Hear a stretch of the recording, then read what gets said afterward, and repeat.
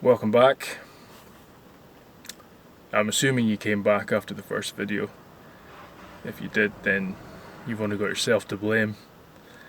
If you're new, thanks for clicking on the video, and I'll apologise in advance. Yeah, thanks for the support on the first video. Bit nerve-wracking to put myself out there, but people seem to enjoy it, so that's good. If you follow me on Instagram, you might have noticed that I set myself a February challenge to get out on all 4 weekends of February, different location, different camping setup. So I'm actually in the van just now. I stayed in the van overnight last night in the hopes of getting an early start for the first weekend, but it's absolutely chucking it down outside, just cold, heavy rain, so regretting this a little bit at the moment, but I'm determined to do it. It was going to be a hammock camp. I got a new hammock last week, but yeah, looking at the weather, heavy rain until about tea time and then snow overnight, I've made a last minute decision to make it another hot tent camp. But we'll see how it goes. I don't know how much filming I'm going to be able to do. If this rain keeps up, the camera just won't hold up to it. But I'll try my best. So yeah, I'm sick of hearing my own voice already, so let's get on with it.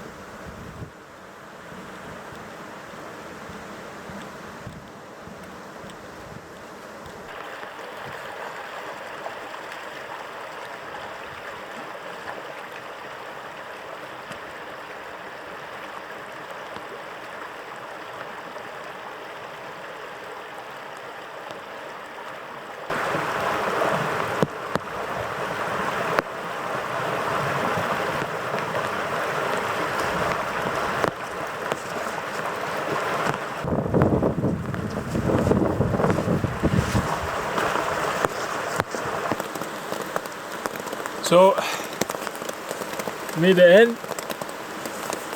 It's absolutely miserable. The rain just didn't stop the whole way. The camera's struggling with the condensation. I think there's a condensation spot right in the middle of it. But yeah, it didn't really film much on the way in. It just wasn't worth it. Got a couple of shots, but anyway. Just got the tarp up straight away, just for a break from this rain and to cover the gear. I'm not going to mess around. I'm going to get the hot tent and everything set up straight away. There's supposed to be heavy snow coming in this afternoon. We'll see what happens with that. But I should be able to film some stuff now with the camera sitting under the shelter. So yeah, I'll just crack on with it and get it set up.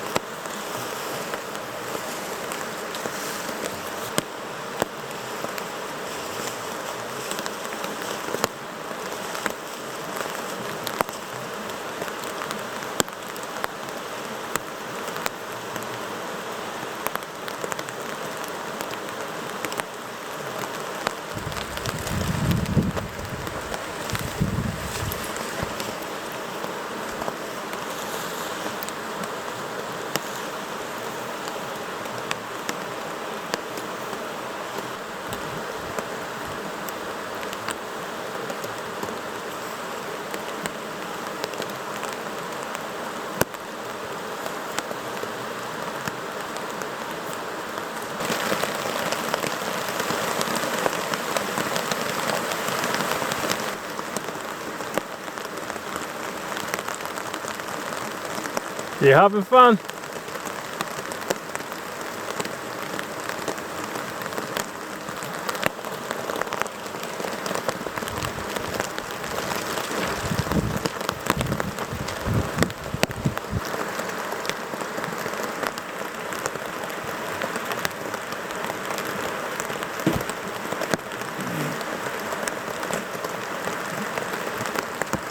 So that's the tent set up, stoves in as well, half kind of set up the sleeper system and things. The rain just isn't looking like it's going to stop at all. It's calling for snow later on, feeling quite mild at the moment though, maybe 4 or 5 degrees, so we'll see. Firewood is the next task.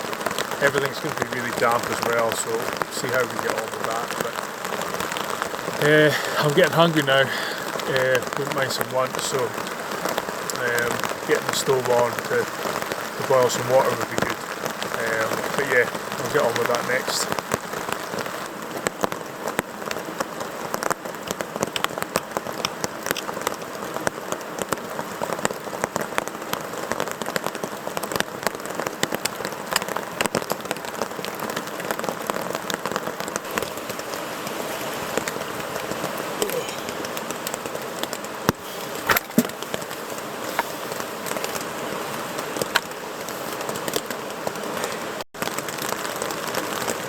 I managed to get some firewood relatively quickly, should be enough to get lunch and stuff. What's going on with this hat? Yeah, so just taking a break. Get some coffee and food, and then some more firewood after that.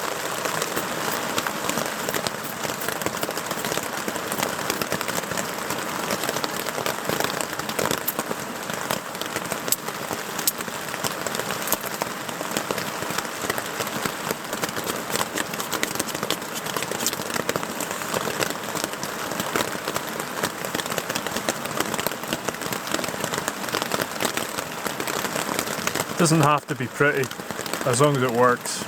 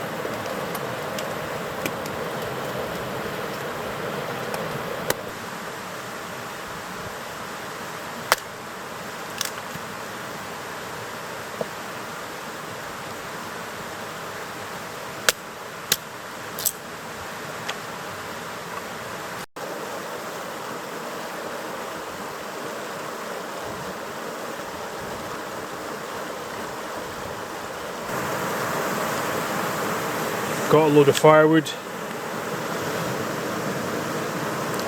There's a a nice size dead standing Scots pine, not too far away, nice size to saw and split, and just bone dry as well.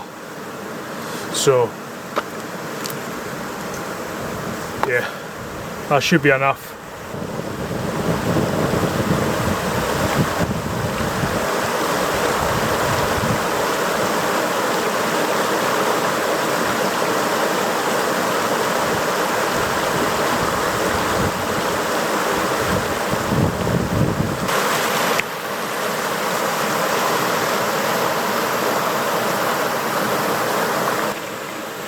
So as you can see,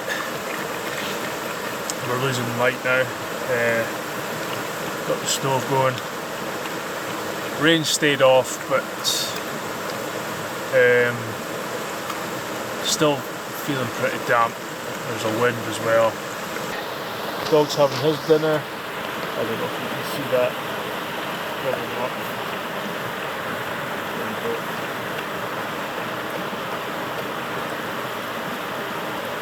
And I'm thinking about making mine. I've got a new frying pan from Petromax that I'm looking forward to using. But yeah, I think I'll get started on that pretty soon because I'm getting hungry again. And yeah, just start to settle in for the night.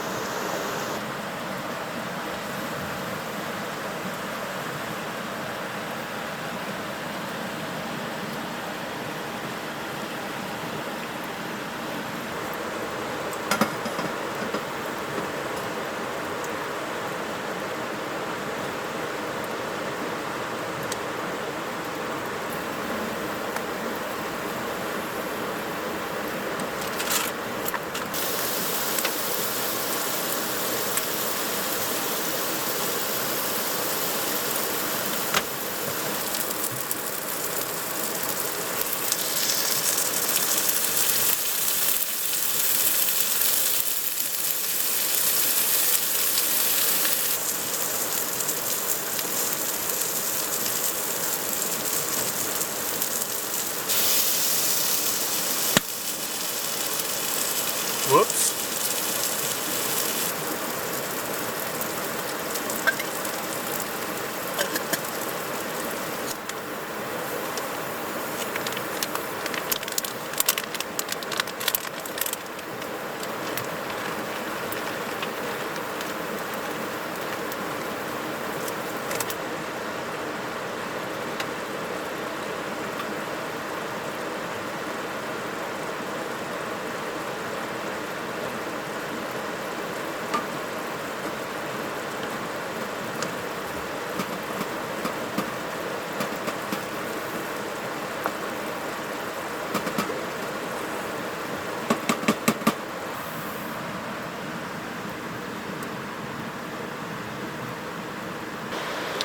Well, that was absolutely delicious.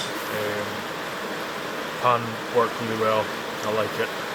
I really wanted a kind of heavier base pan for cooking things for longer, so yeah, pleased with that.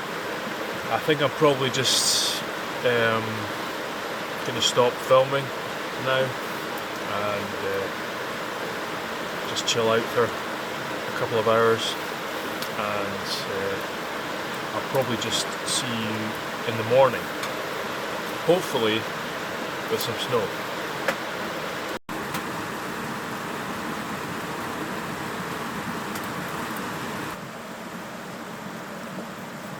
Morning.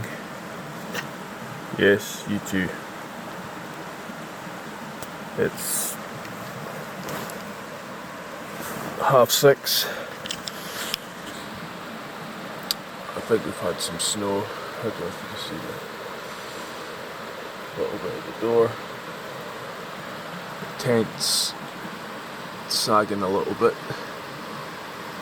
So yeah, I'm going to get the fire going and then see what the situation is outside. Oh well, can already see snow.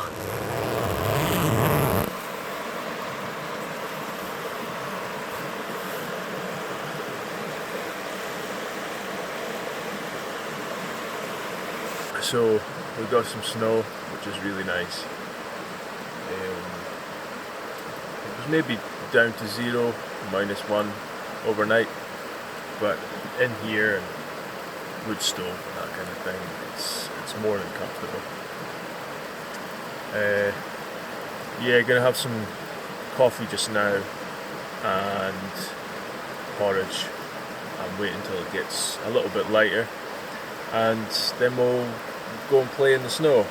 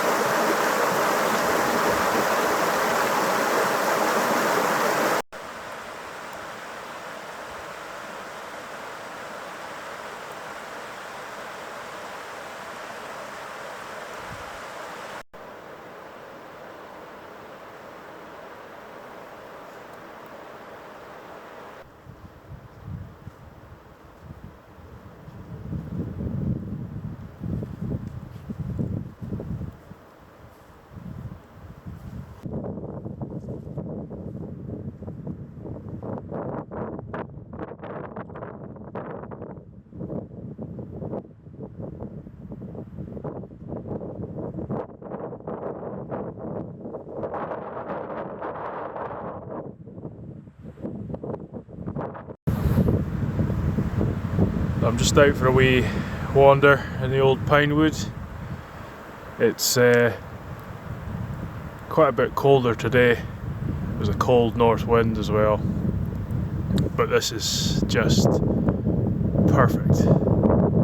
Couldn't have asked for better. What we're looking at here is right in the middle of the screen. That's where I camped for 3 days back at the start of autumn.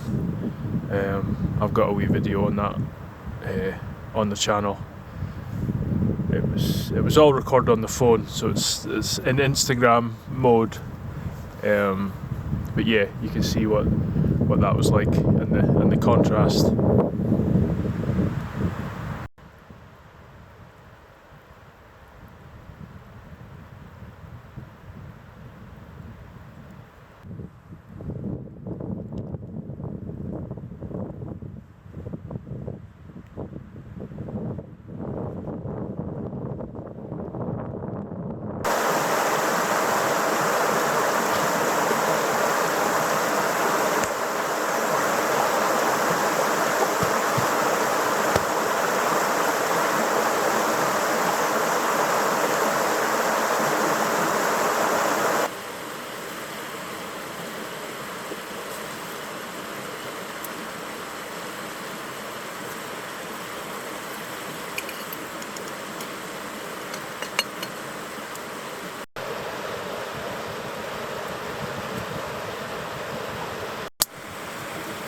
Right, it's almost lunchtime, so I'm going to cook up the last of the sausages from last night for something to eat.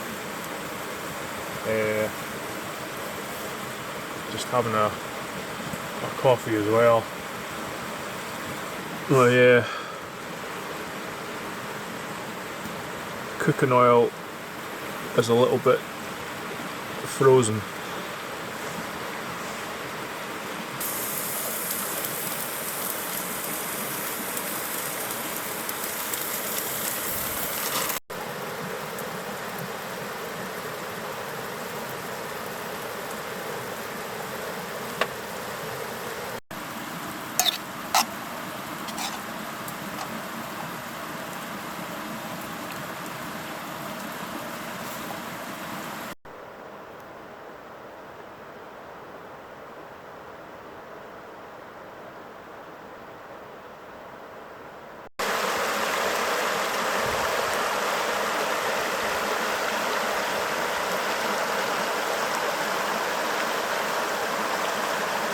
Just finished an early lunch there,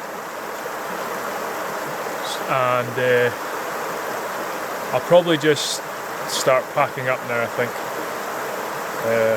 It's a Sunday afternoon almost, I need to get back home tonight, so I wish I could stay out here another night. This is just ideal. Couldn't have asked for more, honestly. I probably won't film much packing up. I'm just going to keep things, covered under the tarp again. Try and keep the snow off everything. And yeah, I'll see you again when I'm ready to head out. It's me all packed up, ready to head out. It's just over an hour's walk back to the car, so not too bad. But yeah, that's the first weekend of the February challenge complete, and it turned out to be a pretty good one. Wasn't expecting this much snow, so that was really nice.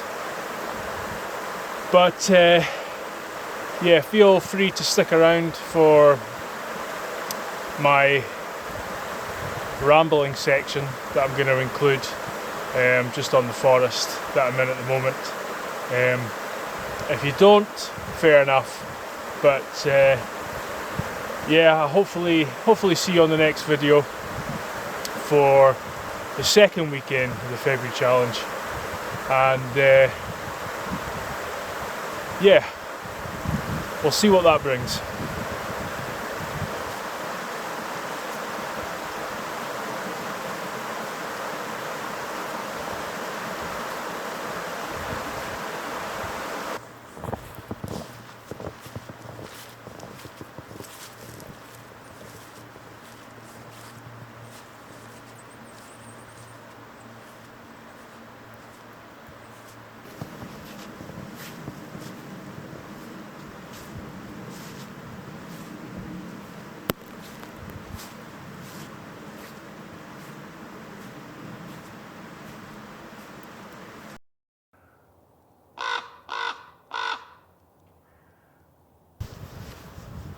Well, thanks for sticking around this long in the video.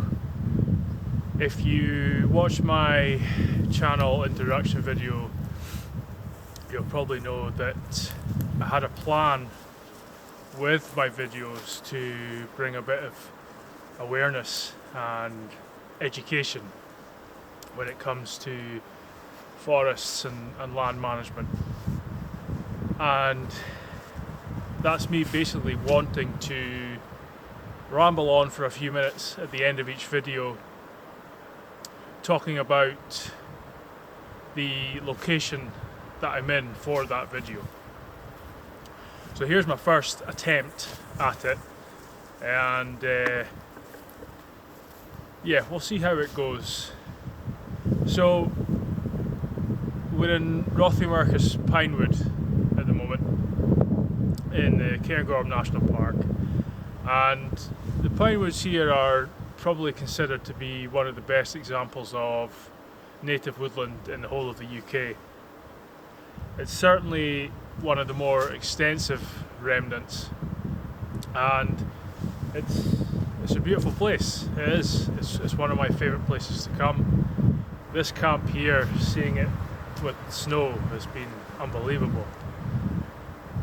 But yeah, I guess I just want to mention a few things, maybe get some people thinking about things that they wouldn't necessarily think about. And I guess the reason I think about them is partly due to my background, I guess, in forestry and land management. And yeah, sometimes it's hard to talk about these things because people think you're just being negative, but it's not that at all.